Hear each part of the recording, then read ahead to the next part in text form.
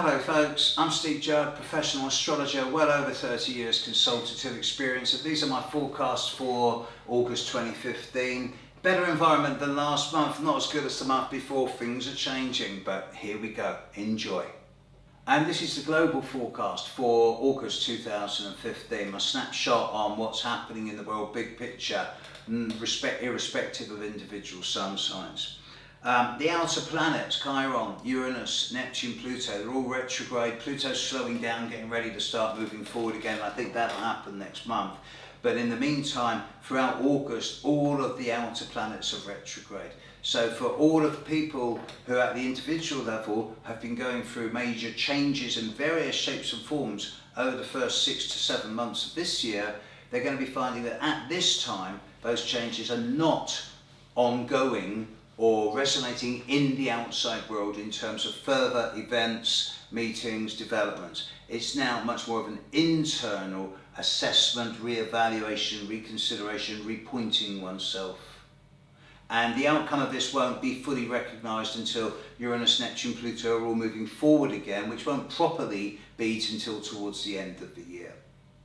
So it's not big picture stuff that seems to be happening. The Uranus-Pluto square, for example, is now firmly in retreat after some of the manicness and extremism of the last couple of weeks or months. It will come back one last time in early December and we'll deal with that another time.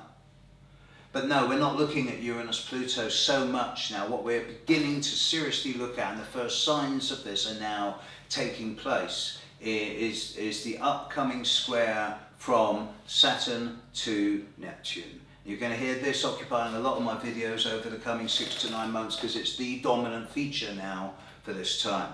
And it's nowhere near ready yet, but Saturn will move into Sagittarius in the middle of next month, and then it will gradually creep up on Neptune as we get towards the end of the year. So the more we get towards the end of the year, the more you're going to hear me talking about words like restructuring the imagination, loosening boundaries, things like potential for epidemic or pandemic health issues, also things around water. This is all Saturn-Neptune stuff that's coming up.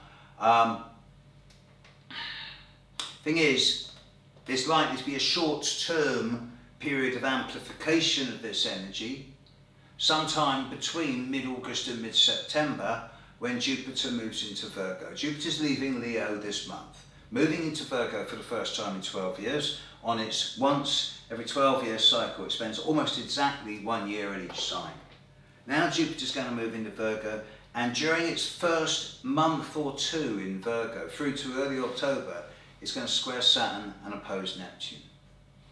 Now, the astrological symbology of this is of at the financial fiscal level, because of the squares to Saturn, the dissolution, dissolving and breakdown of financial and business structures that are not based on truth. Similarly, religion being exposed, or issues around religion being exposed as not being transparent. This seems to be getting stronger and stronger over the coming month or two.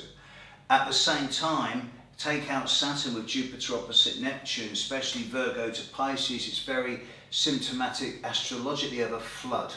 Whether that flood is of water or starvation or empathy or whatever, but a flood of something. And there's going to be a great deal of sensitivity evolving as we get into September of this year. Not so much August, but September, but August is the start of this process. The particular concern for me is the Pisces full moon. I think it's August the 30th, might be the 31st, at 6 or 7 degrees of Pisces, conjunct Neptune. That'll be opposite Jupiter, and I do feel that there's going to be quite a degree of emotive tension around the full moon at the end of this month, and sensible people will not buy into the hype and spin at the end of August. It's over the top and larger than life, whatever it is. Don't buy into it. That's the Pisces full moon. The new moon, which I think is around the 14th, 15th, 16th of August, is in Leo, trine Uranus, and that's beautiful. For a number of people, good opportunities for individuals to really push forward and do something more innovative, new and stimulating. There is a flashpoint during August. It's a one-off. It's quite a strong, short, sharp one. And I think it's happening around it's happening around the 5th, 6th, 7th of August.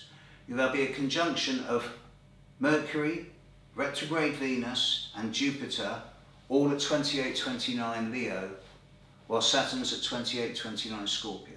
At the same time, Mars will be at 28-29 Cancer, trining Saturn. So Mars-Saturn will be bringing stability and solidity and a belief in structures and a willingness to work with structures. But all that stuff in Leo is going to overreact like a pompous, spoiled kid.